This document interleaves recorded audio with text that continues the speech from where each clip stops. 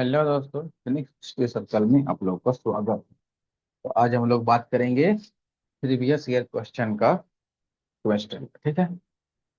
इसमें केमिस्ट्री में जो चैप्टर हम लोग का चल रहा था, उस चैप्टर का नाम था एसिड बेस। ठीक है, अम्ल एवं क्षार पर चल रहा था, अम्ल क्षार लवण। उसमें हम लोग इसका मैक्सिमम सेक्शन जो है कर चुके थे। एक दो टॉपिक बचा हुआ, उसका वीडियो आ जाएगा आपका बहुत जल्द। प्रीवियस ईयर क्वेश्चन हम लोग जो एक जो है दो वीडियो आया है, एक एसिड का मैंने अम्ल के लिए सिर्फ, और एक जो है बेस के लिए सिर्फ मैंने क्षार के लिए आया हुआ है, दो वीडियो। तो इतना अभी तक हम लोग अपडेट कर चुके हैं। जो ये सब वीडियो नहीं देखे वो जाकर देख सकते हैं, उसका डिस्क्रिप्शन बॉक्स में लिंक डाल दिया जाएगा। ठीक है। चलिए, पीएच वैल्यू के लिए पीएच स्केल करके एक जो है वीडियो डाला जा चुका है, आप वो भी देखिए। ठीक है।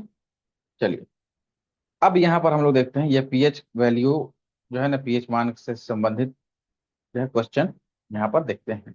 ये बेसिकली रेलवे का क्वेश्चन है, मैंने आरआरबी एनटीपीसी का क्वेश्चन है। पहला क्वेश्चन है इनमें से किसका पीएच मान शुद्ध जल से कम होता है। तो देखिए, शुद्ध जल का जो है ना पीएच वैल्यू कितना होता है, 7 होता है, आपको बताए थे। तो 7 से कम हो किसका होगा, वो एसिड का होगा। और 7 से ज्यादा अगर होगा पीएच मान, तो वो बेस का होगा, मतलब क्षार का होगा। तो यहाँ पर जो है एसिड जो होगा, तो जठर रस क्या है, ये एसिड होता है। तो इसी का जो है वैल्यू क्या हो जाएगा, वो शुद्ध जल से कम हो जाएगा pH value. Milk of magnesia base होता है, magnesium hydroxide NaOH, sodium hydroxide NH4OH, ammonium hydroxide इसको कहते हैं। ये सब क्या है, ये सब बेस है। चलिए, मिल्क ऑफ मैग्नीशिया का पीएच मान कितना होता है। तो देखिए यहाँ पर ये 4.7 नहीं होगा, 2.9 भी नहीं होगा।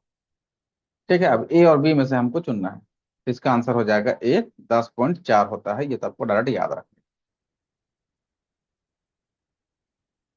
ठीक है। देखिए यहाँ पर दिया है मैग्नीशियम हाइड्रोक्साइड का फार्मूला ये होता है, और ये शरीर की मांसपेशी और तंत्रिका के फंक्शन के लिए अच्छा होता है। प्रबल क्षार और दुर्बल अम्ल के मिश्रण से बनने वाले का पीएच मान कितना होता है। तो देखिए, अगर जो है स्ट्रॉन्ग बेस रहेगा और जो है वीक एसिड रहेगा, तो उससे बनने वाला लवण जो है वो क्षारीय होगा, पीएच मान 7 से अधिक होगा। ठीक है। जो भी यहाँ पर प्रबल होगा, लवण का जो प्रकृति है वो उसी की तरफ झुका हुआ रहेगा, मतलब वैसे ही उसका प्रकृति होगा। अगर यहाँ पर प्रबल अम्ल लेते और दुर्बल क्षार लेते, तो प्रबल अम्ल की वजह से उसका जो है लवण का जो है नेचर या प्रकृति कैसा होता है, अम्लीय हो जाता है। क्लियर है। चलिए, उम्मीद है समझ में आया होगा ये। नेक्स्ट, इनमें से किस विलियन का पीएच मान सबसे कम होता है। अब सबसे कम देखना है, लार का होता है भोजन से पहले, या कॉफी का होता है, या लार भोजन के बाद होता है, या टमाटर का रस का होता है। तो देखिए, भोजन से पहले लार का 7.4 होता है, मैंने क्षारीय होता है। और भोजन के बाद ये एसिडिक होता है, 5.8। और कॉफी का होता है 4.5 से 6। और टमाटर का रस का होता है 4.4। तो सबसे कम किसका हो गया, टमाटर का रस का। तो इसका डी आंसर हो गया। ये वाला जो है ना वैल्यू वाला भी आपको जो कराए हैं पीएच स्केल वाले में ही, वीडियो में, या उसका उसी में से किसी एक वीडियो में ये वाला वैल्यू वाला भी आप लोग को कराए हैं। ये बिल्कुल एनसीईआरटी बेस्ड क्वेश्चन है। चलिए, यहाँ पर कथनों पर विचार करना है। देखिए, पहला कथन क्या कहता है, परबल अम्ल और परबल क्षारक के लवण उदासीन होते हैं, उनका पीएच मान 7 होता है। तो ये सही है बिल्कुल। दोनों अगर परबल रहेगा तो वो एकदम वो उदासीन होगा, उसका पीएच मान 7 होगा। और दूसरा, परबल अम्ल और दुर्बल क्षारक के लवण अम्लीय होते हैं, उनका पीएच मान 7 से कम होता है। तो ये भी सही है। कथन ए कर दो, दोनों सही हो जाएगा। ठीक है। चलिए, यहाँ पर इसका आंसर जो है वो दोनों कथन सही हो जाएगा। ये डी वाला आंसर इसका हो जाएगा। ठीक है। चलिए, नेक्स्ट हम लोग देखते हैं यहाँ पर ये क्वेश्चन 593। ठीक है, अम्लीय वर्षा का पीएच मान कितना होता है, एसिड रेन का। ठीक है, ये कितना होता है, 5.6 होता है। ये तो बताए थे, ये डायरेक्ट एजेंसी आर्टिक वैल्यू भी दिया हुआ है ये। ठीक है। अम्लीय वर्षा देखिए, शब्दावली के प्रयोग सबसे पहले कौन किया था, रॉबर्ट एंगस स्मिथ ने किया था, 1872 में किया था। ये सब भी एक दो फैक्ट एक्स्ट्रा मिलता है, सबको याद रखने का है। चलिए, फिर कथन दिया, कथन एक, पीएच में पी जर्मन भाषा में पोटेंज निरूपित करता है, जिसका अर्थ शक्ति है। बिल्कुल ये भी बताए थे आपको। एनसीईआरटी कथन को सीधा उठा के दे दिया है। कथन दो है, पीएच पैमाने पर हम सामान्यतः 0 से 16 तक पीएच माप सकते हैं। तो इसका जो है ये गलत हो जाएगा। 0 से जो है 14 तक को मापते हैं, मतलब ठीक है, 16 तक नहीं। तो कथन एक सत्य होगा और दो असत्य होगा।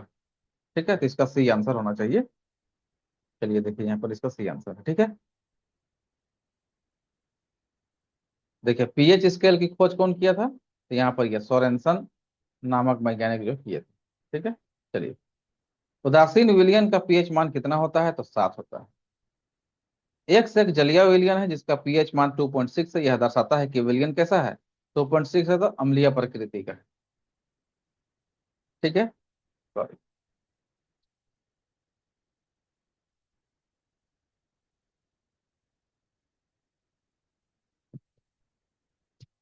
नेक्स्ट क्वेश्चन हम लोग यहाँ पर देखते हैं।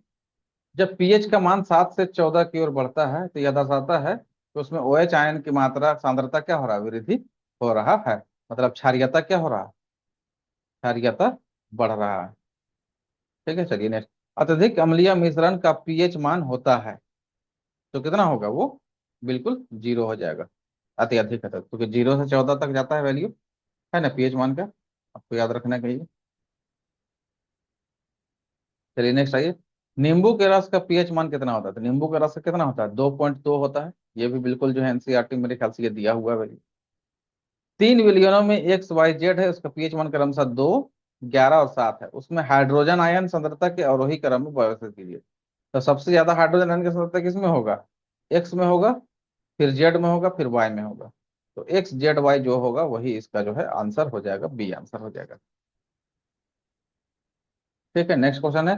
निम्न में से कौन से एक उपयोग सामान्यतः सटीक पीएच को मापने के लिए एक संकेतक के रूप में किया जाता है, तो ये किया जाता है यूनिवर्सल इंडिकेटर का इस्तेमाल इसमें किया जाता है। ठीक है, चलिए नेक्स्ट। इनमें से कौन सा घोल इन सभी में सबसे अम्लीय है, तो सबसे अम्लीय पीएच मान 0 वाला हो जाएगा। ठीक है, चलिए यहाँ पर देखिए स्केल दे दिया है 0 और फिर 14। तो सर्वाधिक अम्लीय ये हो गया और सर्वाधिक क्षारीय, और ये 7 वाला क्या है, ये उदासीन है। निष्क्रिय विलयन का मैंने पीएच मान कितना होता है, 7 होता है। निष्क्रिय मतलब वही उदासीन। अब लगभग ये सब उसी से संबंधित क्वेश्चन है लगभग। ठीक है, इसे आप देखिए, थोड़ा सा देख कर खुद से इसको सॉल्व करने का कोशिश कीजिए। ठीक है, चलिए यहाँ पर देख लीजिए क्वेश्चन। यहाँ देखिए नींबू का रस वाला क्वेश्चन फिर से पूछ दिया है। ठीक है, हाइड्रोजन किसी विलयन में हाइड्रोजन आयन की सांद्रता मापने का पैमाना क्या है। ठीक है, और किसी विलयन में नीले रंग के इलेक्ट्रॉन पेपर को लाल रंग में बदल देता है, ब्लू टू रेड कर देता है, तो इस विलयन का पीएच क्या होगा, तो 7 से कम होगा ये। ठीक है, एसिडिक हो जाएगा ये वाला। और ये वाला हाइड्रोजन आयन सांद्रता मापने का पैमाना क्या है, तो हाइड्रोजन आयन या ओएच पैमाना या पीएच पैमाना, तो पीएच पैमाना मैंने पीएच स्केल का बात कर रहा है ये। ठीक है, तो इस तरह से ये जो है बाकी सब चीज यहाँ पर ये क्वेश्चन है इस पर। हम लोग एसिड बेस इंडिकेटर यहाँ पर हम लोग देखेंगे, इसका भी कुछ क्वेश्चन हम लोग देख लेते हैं। ठीक है, चलिए। लाल पत्ता गोभी एक प्राकृतिक सूचक है जो अम्ल या क्षार के साथ मिश्रित होने पर अलग रंग उत्पन्न करता है। इसे किसी क्षारीय विलयन के साथ मिलाए जाने पर परिवर्तित रंग की पहचान कीजिए। ठीक है, तो क्षारिया में करेंगे तो लाल पत्ता गोभी जो है वो क्या होगा, नीला हरा टाइप का हो जाएगा। ठीक है, देखिए लाल पत्ता गोभी आपको पढ़ाने टाइम भी पढ़ाए थे वहां, प्राकृतिक सूचक का। अगर टाइप्स ऑफ इंडिकेटर या टाइप्स ऑफ प्राकृतिक टाइप्स ऑफ इंडिकेटर या सूचक के प्रकार, इस तरह से एक हेडिंग करके जो है वीडियो डाला है। ठीक है, उसमें आपको इसको पूरा डिटेल्स आप देख सकते हैं। लाल पत्ता गोभी एक प्राकृतिक सूचक है जो अम्ल या क्षार के साथ मिश्रित होने पर अलग रंग उत्पन्न करता है। इसे नीला हरा क्षारीय विलयन के साथ मिलाने पर परिवर्तित रंग की पहचान की जाती है। चलिए, लिटमस विलयन के संबंध में इनमें से कौन सा कथन सही है, लिटमस विलयन है ना। लिटमस विलयन एक नारंगी रंजक होता है। इसे लाइकेन से निर्दिष्ट किया जाता है। नारंगी नहीं होता है आपको, पर्पल या बैगनी कलर होता है। ठीक है, देखिए लिटमस विलियन नारंगी होता है, ये भी गलत, ये भी गलत है। लिटमस विलियन बैगनी होता है, ये सही है। जैसे लाइकेन से निष्कासित किया जाता है, ये सही है, इसका सी आंसर हो जाएगा। और ये बैगनी रंजक होता है विलियन मॉस से, तो मॉस से नहीं होता, ये लाइकेन से निकाला जाता है। ठीक है, चलिए नेक्स्ट क्वेश्चन हम लोग देखते हैं। लिटमस एक प्राकृतिक अम्ल क्षार संकेतक है जिसे खली स्थान से प्राप्त किया जाता है तो कहाँ से, लाइकेन से प्राप्त। और लाइकेन किस ग्रुप का जो है पौधा है, किस फाइलम का है, तो थैलोफाइटा फाइलम का है। चलिए, निम्नलिखित में से कौन सा अम्ल क्षारक सूचक नहीं है? तो कौन नहीं है, स्टार्च पेपर नहीं है, ठीक है। लिटमस है, मिथाइल ऑरेंज है, फिनोक्सिलिन है। देखिए लिटमस पेपर क्या है, ये प्राकृतिक है। फिनोक्सिलिन और मिथाइल ऑरेंज ये सिंथेटिक है, मतलब संश्लेषित है। एक मिश्रण जिसे नीले लिटमस को लाल करता है, माने ब्लू को रेड कर देता है, तो इसका पीएच क्या है, 7 से कम होने की संभावना है। तो क्या होगा, इसका 6 होने का संभावना है, ठीक है, क्योंकि ये एसिड होगा। फिर यदि विलियन से नीला लिटमस लाल रंग में परिवर्तित होता है, नीला लाल, तो इसका पीएच का स्तर कितना होने की संभावना है? तो फिर वही सेम क्वेश्चन, 6 होने की संभावना है, ठीक है। चलिए यहाँ पर निम्नलिखित में से कौन सा नीले लिटमस को लाल करता है, सेम क्वेश्चन। उस विलियन का पीएच मान क्या होगा जो लाल को रेड को क्या करता है, बुरू कर देता है। तो ये कौन कर देता है, ये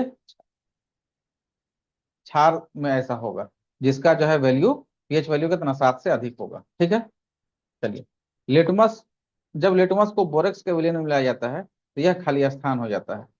तो बोरेक्स में मिलाएगा तो विलयन में लिया तो यह क्या हो जाएगा, नीला हो जाएगा, ठीक है। चलिए यहाँ पर आप आगे देखिए, निम्न में से कौन से संकेतक का उपयोग अम्लीय और उदासीन विलयनों के बीच फर्क करने के लिए नहीं किया जा सकता है? तो किसका नहीं किया सकता, तो इयोसिन का नहीं किया सकता है। बाकी मिथाइल और फिनोप्सिलिन यूनिवर्सल इंडिकेटर इसे किया जा सकता है। शुष्क लिटमस पेपर पर शुष्क HCl गैस की क्या क्रिया होगी? तो इसका क्रिया क्या होगा, इसका क्रिया होगा नीला अथवा लाल लिटमस पेपर अपना रंग नहीं बदलता है। शुष्क में कुछ नहीं होगा, इसका विलयन होना चाहिए, एक्वस सॉल्यूशन होना चाहिए, ठीक है। तो ये कुछ था question acid base pH scale से संबंधित, ठीक है। उम्मीद करते हैं कि आप जो वीडियो देखें, जो पढ़ाए हैं एनसीईआरटी बेस, उसमें से ये मिलता जुलता है और उसी पर आधारित है, ठीक है। जो रेलवे की तैयारी कर रहे हैं उसके लिए तो बहुत अच्छा है, और जो अन्य एग्जाम का तैयारी कर रहे हैं उसके लिए भी ये बहुत फायदेमंद है, ठीक है। उम्मीद करते हैं कि वीडियो अच्छा लगा है। वीडियो अच्छा लगा तो लाइक शेयर सब्सक्राइब जरूर कीजिए। वीडियो देखने के लिए